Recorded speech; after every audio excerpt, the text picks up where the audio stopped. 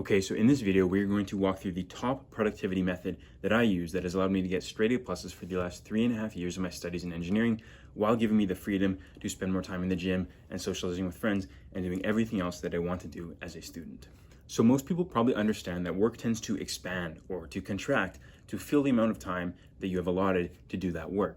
So for example, if you give yourself 3 hours to do a certain practice exam, it's probably going to take you 3 hours. But if you give yourself 1.5 hours, you're probably going to be able to do that same amount of work in half the time because you have forced that time constraint on yourself. Now this is fine, but there's a big issue with this because I've tried this countless times, and it's like, I give myself 3 hours to work on this lab report and I say, I'm going to get it done in this time, but it just doesn't happen. I find myself losing focus or doing another task or, procrastinating it and doing other work. And in the end of that 3 hours, that work didn't get done. So there's kind of a problem with placing this time constraint on yourself. And it's because there's no reward for getting that work done. And so in this video, we're going to talk about how we can modify this tool, because in reality, it is a good tool and it is a good concept, but it's just missing one thing. And if we introduce that one thing, then we can get more done in less time, allowing you more time to do whatever you want to do in school. That might be going to the gym more, hanging out with friends more, whatever it is. If we just modify this tool, we can allow ourselves to get more work done in less time, and then we have more freedom to spend how we would like. Okay, so like I said, the problem with this technique, the problem with this method is that there's nothing that forces you to get the work done during that period of time. When you place upon yourself this constraint, you say, hey, I'm gonna get this work done in this 5-hour time period, okay?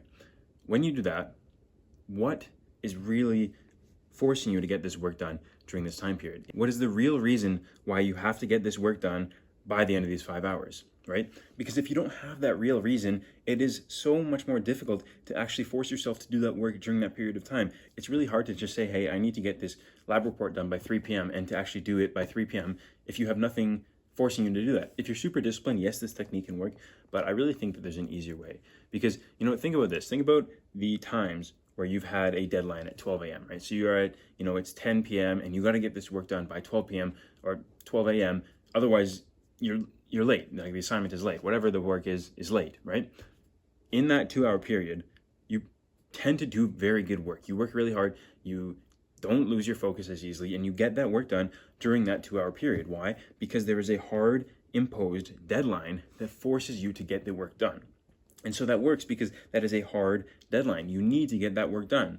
Now, the problem with the technique of forcing a time constraint on yourself is that that constraint is kind of artificial.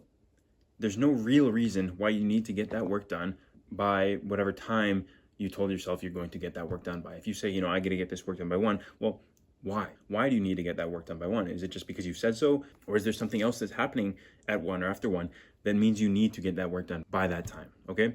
And that's the key of how we can modify this productivity tool in order to actually get the work done in the time frame that you want to get it done. We are going to place a time constraint on your work by having something scheduled afterwards, not just saying, hey, I need to get this work done by 6 p.m. Because if you say I need to get my work done by 6 p.m. and you have nothing scheduled after 6 p.m., or maybe you just have work scheduled after 6 p.m., then that 6 p.m. block will just blend together with the rest of your time. And all of a sudden, you don't really have a deadline of 6 p.m. because you have nothing scheduled after 6 p.m. So the work you were going to do before then can just be after 6 p.m., right?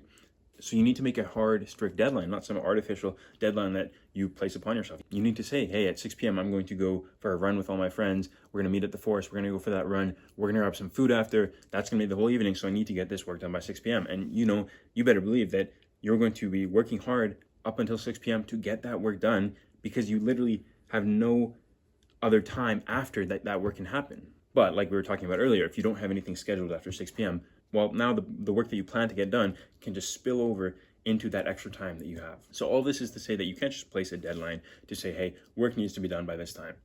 Because if that deadline is artificial, then there's nothing really compelling you to meet that deadline and the work will tend to spill over. And this probably happens to a lot of, if you have tried this technique before, right? And so instead you need to be stacking activities after your work that will force you to get that work done during that period of time because you can't get work done after. So this is why this is so powerful, because if you make your life more interesting doing all these other things, it forces you to work less, and it forces that work, even though it is less, is going to be better work. So what would be a 6-hour block of work, you've now done in 2 hours. You've done in 2 hours hard, intense work that usually would have taken yourself 6 hours. And that's why this technique is so powerful. I really noticed this a lot last semester. Last semester, for me, I picked up Muay Thai. I was training that twice a week. I started running. I was doing that 2 or 3 times a week. I was going on regular dates with my girlfriend. I had other commitments. So there was a lot more stuff that I was doing outside of school and gym and the other things that I used to be doing. And so realistically, I was probably spending half as much time on school as I used to be doing. And to be honest, I didn't even pay attention in class that much. So it's not like I was just picking up stuff in class and not needing to study. But despite spending half as much time on school, you can probably guess what happened based on what I'm talking about. Because it introduced other interesting things in my life, the amount of work time that I had contracted, but the work efficiency went up because of that, because I was forced to get the work done in that shorter period of time so that I could go and do whatever the interesting thing was after. That was a reward for me for getting that work done. And of course, in the end, I got perfect grades as usual, despite spending half as much time. And now there's another benefit to this too, and it's that, the other aspects of my life that I introduced, the learning to fight, spending more time with my girlfriend, doing whatever it is, these bring color and these bring substance and these bring energy into your life. And so now that when you do work, it's not only that there's a time constraint, it's that you have all these other positive emotions. You're just going to be doing that work so much better. Now, there's one last point about why this technique works so well, and it's that it makes you respect the work period. When you are forced to get work done in a shorter period of time, you understand better that this is a work period. This isn't a time to scroll. This isn't a time to text your friends. This isn't a time to do whatever else you want to do, because you understand that in 1 hour, in 2 hours, in 3 hours, you have something that's important, meaningful, and interesting to do.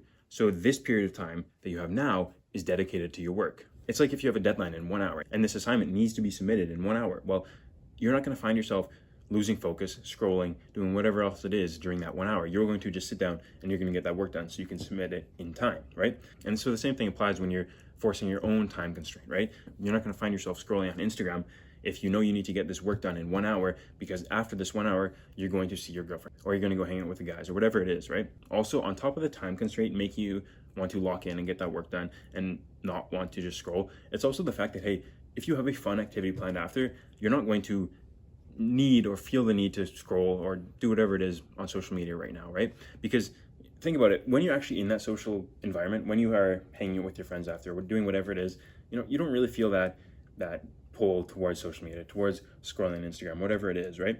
It's only when you're doing something less stimulating or less entertaining that you feel that pull towards your phone. But if you know that in 1 hour, you're going to be hanging out with your friends and doing something fun, then you might not even be wanting to waste your time scrolling when you should be working, because you know that in 1 hour, you're going to be having a more fun and more fulfilled experience anyways, right? And so as you start to implement this, you'll start to see it a lot more. When you place that time constraint on yourself, and not an artificial or arbitrary time constraint, but an actual time constraint where you have something afterwards to look forward to, then you're going to find that this work actually gets done a lot better, because you start to respect it a lot more as a focused, dedicated work block. So yes, if you just want to be more productive, you just need to be doing more interesting things. Go learn to cook, go learn a skill, go climb a mountain, pick up mountaineering, pick up hiking, whatever it is, do something, learn something, have something else in your life, have other things in your life that are interesting to you. And having these things in your life will force you to work less, because you have those things scheduled after your work, so you need to get that work done. And then your work efficiency will just increase because you know you need that work to be done. When your mind has a strong goal and it knows that something needs to be done by this time, it has that direction, then it has a interesting way of just getting that work done in that period of time. And when you're doing more interesting things, learning new skills, going to the gym more, hanging out with friends more, producing better, more quality work in less time, you're just going to be feeling a whole lot better. And so you're going to be performing better as a student and having a better student life anyways. So that's it, and I hope this video has helped you.